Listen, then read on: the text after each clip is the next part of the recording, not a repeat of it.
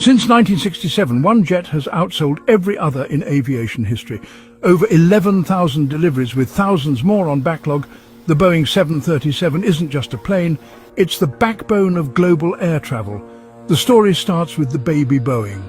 The tiny Dash 100 and Dash 200 series, then came the classics, the next generation Dash 600 through Dash 900, and today the MAX Dash 7, Dash 8, Dash 9 and Dash 10. 6 decades of non-stop evolution. The shape is familiar, but inside everything has been rebuilt again and again. Why has it dominated? Flexibility. One fleet type that can fly 1-hour hops or 6-hour transcontinental legs. Variants that fit low-cost carriers and flag carriers alike. Rugged, cost-efficient, and simple enough for airlines to run huge fleets without breaking the bank. At peak, Boeing was rolling out over 50 of these jets every month. The 737-800 is the all-time superstar, with nearly 5,000 built. Now the MAX 8 is replacing it as the new workhorse. Despite the grounding saga, airlines keep ordering. And looming in the background, the Airbus A320 family. Also above 10,000 deliveries and closing the gap fast. The Beatles were still together when the first 737 flew, yet today it's still rolling off the line. Same name, same basic shape, but 6 decades on it remains the world's best-selling jet. Love it or hate it, the 737 is aviation's ultimate survivor. So here's the real question. Is the 737 the greatest airliner of all time? Or should the A320 family take the crown? Everyone thinks aircraft black boxes are black. They aren't. We've all heard it. They're indestructible black boxes that survive any crash. But that's completely wrong. They're painted bright orange for a reason. Here's the real engineering. Flight recorders are built with heavily protected memory modules designed to survive enormous impacts, crushing forces, intense heat and deep water pressure. But engineers never assume they'll be impossible to destroy. Instead, every design decision is about giving investigators the highest possible chance of recovering both the recorder and its data. Even the underwater locator beacon is there to help rescuers find it if the aircraft is lost at sea. Think of a phone inside a heavy-duty protective case. The case doesn't make it invincible. It simply gives it the best possible chance of surviving when everything else doesn't. That's exactly how a flight recorder is engineered. This is why the color matters just as much as the strength. You can't recover data if you can't first recover the recorder. The most important object on an aircraft isn't designed to be invisible.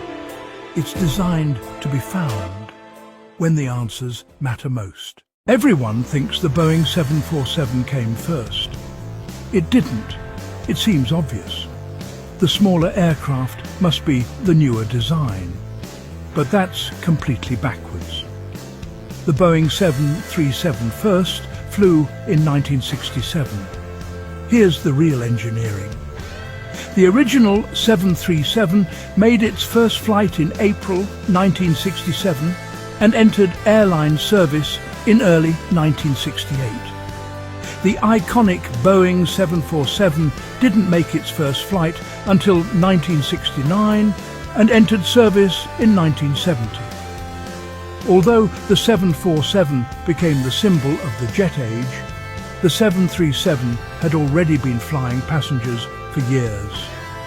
Think of planting 2 trees. One starts growing first, the other grows much larger and steals everyone's attention. That doesn't make it older. It just makes it harder to ignore. This is why age and appearance can be deceptive. The aircraft that changed everyday flying arrived before the aircraft that changed long-haul travel. History doesn't always belong to the biggest machine. Sometimes it belongs to the one that quietly arrived first and never stopped flying. Everyone thinks turbine blades are made from metal that cannot melt. They are not. It seems obvious. If the gas is hotter than the blade should fail. But modern engines deliberately operate beyond that limit. Behind the combustor, gas can reach about 1,700 degrees Celsius, several hundred degrees above the blade material's melting point. The blades survive because cooler air flows through complex passages inside them, then escapes through tiny holes to form a protective film over their surface. Imagine holding an ice cube near a blowtorch while a constant stream of cold air shields it. Remove that airflow, and the protection disappears almost instantly. This is why turbine blades contain cooling passages. The engine survives not by resisting heat, but by controlling it. At altitude, the hottest place on the aircraft survives by remaining just cool enough. One invisible breath at a time. Everyone thinks one passenger could open the door in flight. At cruising altitude, cabin pressure helps lock it shut. It looks simple. Turn the handle, push the door, and chaos follows. But while the aircraft is pressurized, that door is trapped in its frame. Most passenger doors use a plug-style design. Before opening, the door must move slightly inward. But at altitude, the higher pressure inside the cabin pushes it firmly outward against the surrounding structure. That pressure creates thousands of pounds of force, far beyond what a person could overcome. Imagine trying to pull a plug inward from the bottom of a full swimming pool. The handle may move, but the weight pressing against it refuses to let go. The aircraft door follows the same principle. The locking mechanism matters, but pressure provides another powerful barrier. Only as the aircraft descends and the pressure difference disappears can the door open normally. At 35,000 feet, the invisible air around you is not merely keeping you alive. It is quietly holding the aircraft closed. Everyone thinks an aircraft is the fastest moving part of itself. It isn't. We all assume if the aircraft is flying at nearly 600 miles per hour, everything on it must be traveling at about the same speed. But that's completely wrong. The tips of the fan blades can be traveling close to the speed of sound. Here's the real engineering. The aircraft is moving forward through the air at around 600 miles per hour. At the same time, the fan is spinning thousands of times every minute. Near the hub, the blades move relatively slowly. But at the tips, each blade has to travel much farther every revolution. That rotational speed combines with the aircraft's forward motion, pushing the blade tips close to the speed of sound. Imagine walking across a field while spinning with your arms stretched out. Your body moves at walking speed, but your fingertips sweep through the air much faster.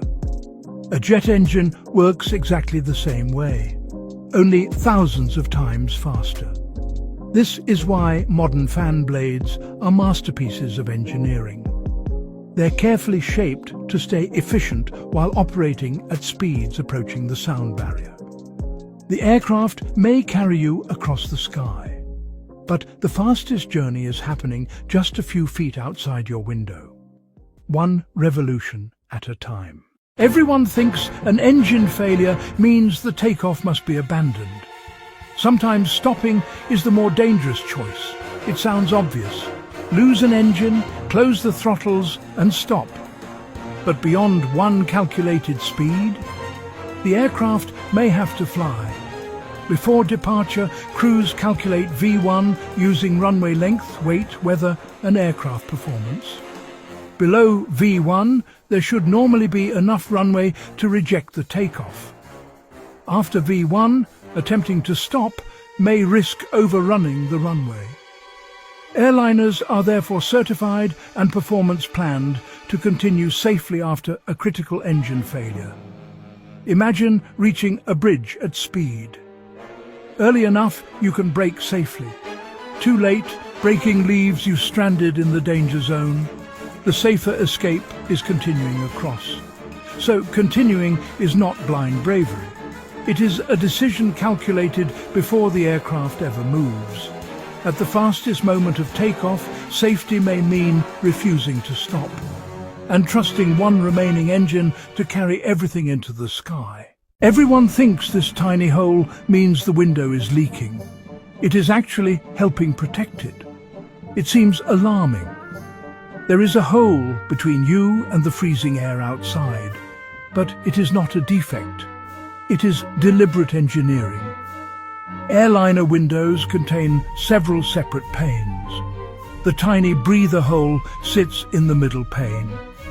It allows cabin pressure to reach the space between the layers, ensuring the strong outer pane carries most of the pressure difference.